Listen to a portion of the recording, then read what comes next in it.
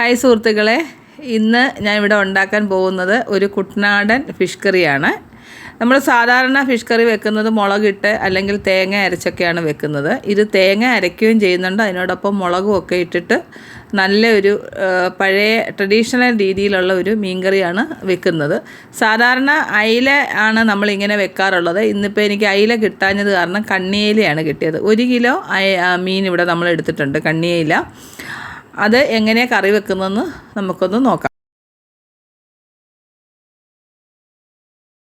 അപ്പം നമുക്ക് ആദ്യം തന്നെ മീൻ റെഡിയാക്കി എടുക്കാം. ഞാൻ പറഞ്ഞിരുന്നല്ലോ നേരത്തെ 1 കിലോ കണ്ണി അയിലയാണ്.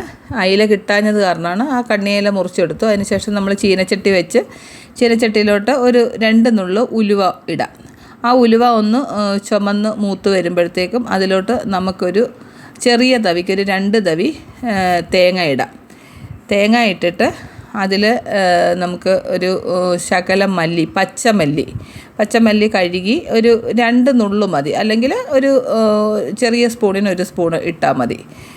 ഒത്തിരി ആയാൽ അതിൻ്റെ ടേസ്റ്റ് മാറിപ്പോകും. അതുകൊണ്ടാണ് ലേശം മല്ലി മതി. അതിനകത്തോട്ട് മുഴുവനെയുള്ള കുരുമുളക് ഒരു 2 നുള്ളു അതും കൂടി ഇടുക. ഒത്തിരി ആവരുത്, അതിലെല്ലാം ടേസ്റ്റ് വേറൊരു വ്യത്യാസം വരും. ഇത്രയുമായിട്ട് ഇതൊരു നല്ല രീതിയിൽ അങ്ങ് ചുമന്ന് മൂക്കണ്ട. കുറച്ച് ഒരു മൂത്ത് വരുമ്പോൾ അതിനകത്തോട്ട് കുറച്ച് കരിവേപ്പില ഇട്ട് എല്ലാം മൂത്ത് വരുമ്പോൾ നമ്മൾ കാശ്മീരി മുളക്, സാധാരണ ഇതിനകത്ത് നമ്മൾ വറ്റൽമുളക് ഇട്ടിട്ട് ഈ തേങ്ങയുടെ ഒപ്പം തന്നെ മൂപ്പിച്ചെടുക്കണം. ഇന്ന് വറ്റൽമുളക് ഇല്ലാഞ്ഞത് കാരണം ഞാൻ നല്ല റെഡ് കളറിൽ നമ്മുടെ കാശ്മീരി മുളക് പൊടി മറ്റേ എരിവുള്ള മുളക് പൊടിയും കൂടെ മിക്സ് ചെയ്ത് വെച്ചിട്ടുണ്ട്. അതാണ് നമ്മൾ ഇട്ട് കൊടുക്കുന്നത്. അതിലോട്ട് കുറച്ച് മഞ്ഞപ്പൊടിയും കൂടി ഇട്ടിട്ട്, നിങ്ങൾ കണ്ടല്ലോ ആദ്യം തേങ്ങ അധികം മൂപ്പിക്കരുത്. അധികം മൂക്കാതെ തന്നെ ഈ മുളക് പൊടി മഞ്ഞപ്പൊടി ഇട്ടിട്ട് നമ്മൾ സ്റ്റൗ ഓഫ് ചെയ്ത് തണുത്തതിന് ശേഷം നമുക്ക് മിക്സിയിൽ നല്ലതായിട്ട് പേസ്റ്റ് പരുവത്തിൽ അരച്ചെടുക്കണം. വെള്ളം ചേർക്കാതെ തന്നെ നമ്മൾ മിക്സിയുടെ ചെറിയ ജാറിൽ അരച്ചെടുക്കണം. അതിന് ശേഷം ലേശം വെള്ളം ഒഴിച്ച് ഒന്ന് നല്ലതായിട്ട് പേസ്റ്റ് പരുവത്തിൽ അരച്ചെടുത്തതിന് ശേഷം നമ്മൾ ചീനച്ചട്ടി വെച്ചിട്ട് അതിലോട്ട് കുറച്ച് ഇഞ്ചി, വെളുത്തുള്ളി നല്ലതായിട്ടൊന്ന് ചതയ്ക്കണം.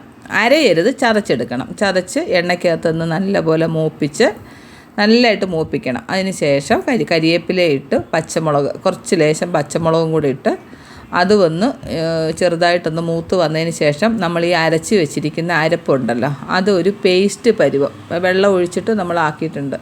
അത് പേസ്റ്റ് പരുവത്തിൽ അങ്ങോട്ട് അതിനകത്തോട്ട് ഒഴിച്ച് ലേശം വെള്ളം കൂടെ അതിനകത്തോട്ട് ഒഴിക്കണം.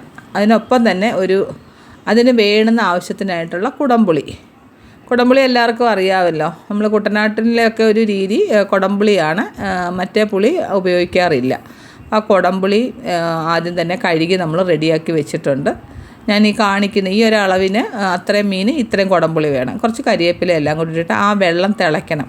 ചീനച്ചട്ടി എടുത്ത് എന്താണെന്ന് ചോദിച്ചാൽ, നമ്മുടെ മൺചട്ടി ഇപ്പോഴത്തെ ചട്ടി സ്റ്റൗവിൽ വെച്ച് കഴിഞ്ഞാൽ പെട്ടെന്ന് തന്നെ നമ്മൾ എണ്ണ ഒഴിച്ച് കഴിഞ്ഞിട്ട് ഈ ചട്ടിയൊക്കെ ചൂടായി വരുമ്പോൾ ഒരു പക്ഷേ സ്റ്റൗവിൻ്റെ ചൂടാണ്, അപ്പം ചട്ടി പെട്ടെന്ന് അല്ലെങ്കിൽ പൊട്ടിപ്പോകാനുള്ള സാധ്യതയുണ്ട്.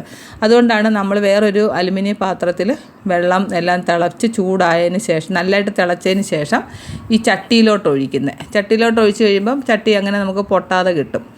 എന്നിട്ട് ആ ചട്ടിയിൽ ഒഴിച്ചിട്ട് ഇത് നല്ലതായിട്ട് തിളച്ച് ഈ ഗ്രേവിയൊക്കെ ഒന്ന് തിളച്ച് വരുമ്പോഴത്തേക്കും അതിനകത്തോട്ട് നമുക്ക് കഷ്ണം ഇട്ട് കൊടുത്ത് ലേശം കരിവേപ്പിലയും കൂടെ ഇട്ട് നമുക്ക് അടച്ച് വയ്ക്കാം. ഒരു മീൻ അധികം വേവ് വരുന്നില്ല, ഒരു 10-12 മിനിറ്റ് ഇരുന്ന് തിളച്ച് ഒരു ചെറിയ തീയിൽ വെച്ചിട്ട് നമുക്കത് ഓഫ് ചെയ്തിട്ട് എടുക്കാം. സ്വാദിഷ്ടമായൊരു കുട്ടനാടൻ കറിയാണിത്. എല്ലാവരും ഒന്ന് ട്രൈ ചെയ്ത് നോക്കുക. നല്ല ടേസ്റ്റി ആയിട്ടുള്ള ഒരു കറിയാണിത്.